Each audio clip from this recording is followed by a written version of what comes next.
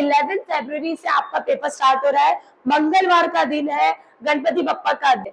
कहा कि इंसाफी है रे बाबा। एसपी वाले बेचारे 2 दिन में तैयारी करेंगे और मैथ्स वाले भी अब तक समझा रही थी कि बच्चों पढ़ लो, बच्चों पढ़ लो, एग्जाम आने वाला है, तैयारी कर लो, बहुत हो गया मस्ती मजा, हम 12th में हैं, हम कॉलेज जोन से बाहर नहीं आ रहे हैं, हम सोच रहे अभी तो टाइम है, काउंटिंग करते हैं, 2.5 महीना है, 2.5 महीने का मतलब हो गया ना मिस, हमारे पास आराम से 105 दिन पढ़ेंगे ना मिस, क्या टेंशन है।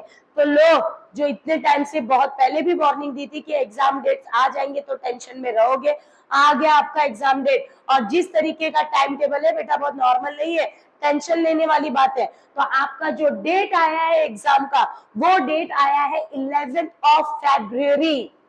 नवंबर खत्म, दिसंबर, जैन और फेब शुरू होते ही एग्जाम का बर्डन आपके आ जाएगा। पर अभी तक तो पढ़ नहीं रहे हो, तो समझ में आ जाएगी बात। आ रही है समझ में ना? तो टाइम नहीं बचा है, 2 महीने भी गिनती के बहुत ज्यादा है, जिसके अंदर आपको सब कुछ करना है, अपने कॉलेजेस के वाइवास देने, आपके प्रैक्टिकल्स करने, आपको अपनी तैयारी करनी है। और अभी भी आप बोलोगे मेरा 60-70% तो हो गया है, तो कुछ नहीं होने वाला है। 60-70% में 80-95% आपका खत्म होकर रिविजन स्टार्ट हो जाना चाहिए। तो टाइम टेबल आपका जो है मैं उसके बारे में आपको बता देती हूँ। टाइम टेबल आया 11 फरवरी से आपका पेपर स्टार्ट हो रहा है, मंगलवार का दिन है, गणपति बप्पा का दिन है, आराम से मेहनत करो, क्या पता बप्पा तुम्हारा पार कर दे। तो 11 फरवरी को आ रहा है आपका पहला पेपर इंग्लिश। इंग्लिश के बाद जिन्होंने हिंदी नहीं लिया है, जिनका आईटी होगा उनको रेस्ट है, पर जिन बच्चों ने आईटी की जगह हिंदी लिया है, 11 के बाद बेटा आपको बिल्कुल आराम नहीं है, क्योंकि तुरंत साइमल्टेनियसली 11 फैब के बाद 12 फैब को आपका हिंदी का पेपर है। तो 11 के बाद जो आईटी वाले बच्चे वो तो रेस्ट करेंगे, लेकिन बाकी रेस्ट नहीं, यहाँ पे इमीडिएटली आपको हिंदी का पेपर है। उसके बाद ये होने के बाद यहाँ से तो इंग्लिश वाले रेस्ट पे चले गए, 12 छुट्टी। इसके बाद आपको 13 का आराम है, 14 आराम है, और सीधा आपका पेपर है 15 को। मतलब अगर इंग्लिश वाले बात करेंगे तो 12, 13, 14 3 दिन का गैप मिलने वाला है। कौन से पेपर के लिए? आपके ओसी के लिए। और जो बच्चों ने हिंदी लिया है उनको 2 दिन का टाइम पीरियड मिलने वाला है, 13 एंड 14 का टाइम मिलेगा ओसी के प्रिपरेशन के लिए, ठीक है। तो आपके 15 फरवरी को होगा ओसी का पेपर। 15 के बाद अब यहाँ पे मैथ्स वाले रेस्ट पे आ जाएंगे, मैथ्स वाले आराम करेंगे, अब वो अपनी बाकी की सब्जेक्ट्स की भी तैयारी स्टार्ट करेंगे। लेकिन जो एसपी वाले बच्चे, उनको सिर्फ 2 दिन का टाइम मिल रहा है एसपी की तैयारी के लिए। तो इमीडिएटली 15 के बाद 16 एंड 17 आपको गैप मिलेगा, और 18 को आपको जाना है एसपी की तैयारी के लिए। और मील वाइल हमारे जो मैथ्स के बच्चे उनको 15 के बाद 16, 17, 18, 19, 20, 21 मतलब 6 दिन का गैप मिल रहा है मैथ्स के लिए। कहा कि इंसाफी है रे बाबा। एसपी वाले बेचारे 2 दिन में तैयारी करेंगे, और मैथ्स वाले बेचारे बेचारे क्या, ये तो 6 दिन मिल रहा है। पर भाई सही भी है, क्योंकि मैथ्स बहुत बड़ा पेपर होता है, तो टफ भी होता है एसपी के कंपेयर में, तो उनको इतना तो जायज है, इतना तो मिलना चाहिए, है कि नहीं।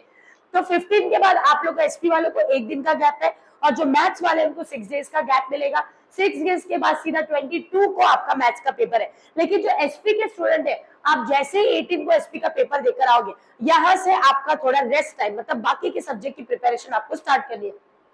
अब कैसे टाइम मिलेगा? 18 के बाद सीधा 19, 20, 21, 22, 23, 24, 25, 26 और 27, मतलब 9 डेज का आपको गैप मिलने वाला है आपके बीके के पेपर के लिए।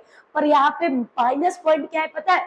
कि बीके का पेपर है 28 को, और उसके बाद एक भी दिन का हॉलीडे नहीं। ध्यान से सुनो, एक तो बीपीके का जो पेपर होता है वो सेकेंड हाफ में होता है, सेकेंड हाफ मतलब 3 to 6 में होता है, ठीक है। तो 3 to 6 में आपका बीके का पेपर है। 6 बजे आप निकलोगे अपने एग्जामिनेशन हॉल से, आते आते आपको 7:30 8 दूर होगा तो 9 बज जाएंगे, और इमीडिएटली दूसरे दिन आपको फिर 3 बजे तक पहले पहुंचना है आपके इको के पेपर के लिए, क्योंकि 28 फरवरी को आपका पेपर है बीके। और बीके के बाद अभी 28 में क्या बोल रहे हो, 29, 30, अरे बच्चों फरवरी का महीना है, 28 का ही मंथ है। तो 28 के बाद इमीडिएटली 1 फैब को आपका इको का पेपर है। तो पैनिक नहीं होना है। यहाँ पे आपको ध्यान देना है कि जो एसपी के स्टूडेंट्स थे उनको 9 डेज मिले, और 9 दिन अगर हम सिर्फ बीके कर रहे हैं तो भाई हमसे बड़ी गलती कोई नहीं कर रहा है। तो ये पूरे 9 दिन आपको बीके के नहीं देना है। इसी 9 दिन के अंदर मैं आपको एक प्रॉपर टाइम मैनेजमेंट बताऊंगी और उसी टाइम मैनेजमेंट के साथ आपको इसी 9 दिन के अंदर अंदर अपने इको की भी तैयारी खत्म करके रखनी है। समझ में आ गई बात। और जो मैथ्स के बच्चे होंगे उनको 22 के बाद सीधा 28 है, तो 22 के बाद 3, 4, 5, 6, 7 5 दिन आपको भी मिल रहा है। आप आराम से ये टाइम पीरियड में, और इससे पहले भी आपको 6, 7, 8 डेज का मिला है, तो 8 डेज में आप 2-3 दिन वहां भी इको को देख सकते हो और यहाँ पे भी आप इको को 1-2 दिन देकर फिर आप 3-4 दिन जो है अपने बीके की तैयारी कर सकते हो। और बीके का लास्ट पेपर आपका जो है 1 मार्च को वो होगा आपका इको का पेपर। तो ये है आपका टाइम टेबल। और टाइम टेबल के अंदर जो हॉलीडेज है वो इक्वली डिवाइडेड नहीं है कि हाँ भाई चलो हर सब्जेक्ट के लिए 2-2 नहीं, किसी में बहुत है तो किसी में बिल्कुल भी नहीं है। तो इसके लिए मैं आपके लिए प्रॉपर वीडियो लेकर आऊंगी कि जो ये टाइम मैनेजमेंट आपको करना है अपने एग्जाम टाइम पे वो कैसे करना है, वो सारी चीजें मैं अच्छे से आपके लिए डिटेलिंग लेके आऊंगी। बट उससे पहले अभी भी बोल रही हूँ, मेहनत बहुत ज्यादा आप करो। आप सब कुछ छोड़ दो, सारे सोशल मीडिया सब कुछ छोड़कर आप सिर्फ और सिर्फ अपने स्टडीज पे ध्यान दो। यूट्यूब पे देखना है तो अच्छी चीजें जो आपके कंटेंट, आपके टेक्स्ट बुक से रिलेटेड वीडियो वो देखो।